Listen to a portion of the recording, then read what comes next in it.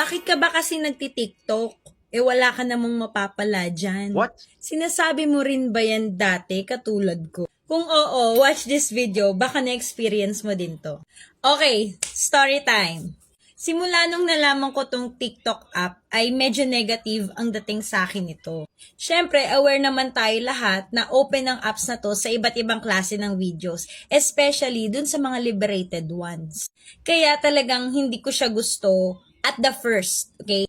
Until nagkita ulit kami ng kapatid ko at nalaman ko na nagbe-business siya through this app. Nung una, hindi ako naniniwala na kumikita siya dito kasi ang pagkakalam ko talaga sa TikTok is video app lang siya na magpo-post ka and katulad ng ibang social media, po-post ka ng pictures and videos just for fun.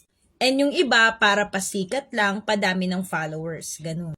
And then, habang kinukumbinsi niya ako na mag-business dito sa TikTok, ay pinakilala niya sa akin itong product na warts remover. Kasi ang dami kong ang warts dati sa mukha at sa leeg na nabili niya sa TikTok. At pinakita niya sa akin na meron siyang komisyon na nakukuha kada purchase niya ng item. Doon na ako na-convince na mag-try ng TikTok app at sumali sa TikTok affiliate shop. Kaya ngayon, kinain ko na rin yung sinabi ko na hindi ako magti-TikTok dati. Well, so hindi naman tayo perfect. May nasasabi talaga tayo before na hindi naman natin gagawin pero ginawa natin ngayon. Pero I will tell you, last September 2023 until now, ay kumikita din talaga ako ng real money from this TikTok app. Wow!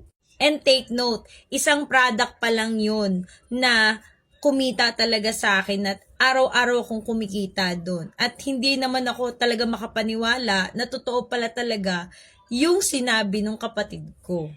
I admit naman talaga, I have my fault na sinabi ko hindi ako magti-TikTok, pangit yung TikTok. So, ngayon, inaamin ko na mali ako sa side na yun, but hindi ko kayo kino-convince lahat na mag-TikTok, okay? I'm just happy on my side na na-try ko tong online business na to help myself na magkaroon ng sariling pera at the same time, hindi nasasagasaan yung mga ibang schedules ko. Pero kung gusto mo talagang kumita, kahit nasa bahay ka lang, may cellphone ka naman at may mga ginagamit ka namang products na okay sa'yo, effective sa'yo, na pwede rin sa iba, pwede mong subukan mag-TikTok affiliate. And shoutout din pala sa mga nakakakilala sa akin dito sa TikTok. So, comment na lang kayo kung kilala nyo ako personally or PM nyo ako. Pwede rin kayong mag-browse sa bio ko, baka may gusto kayong products. So, that's it. Yun ang kwentong TikTok ko. Ikaw, bakit ka nagti-TikTok? Comment down. Share mo din to kung nakaka-relate ka. Thanks!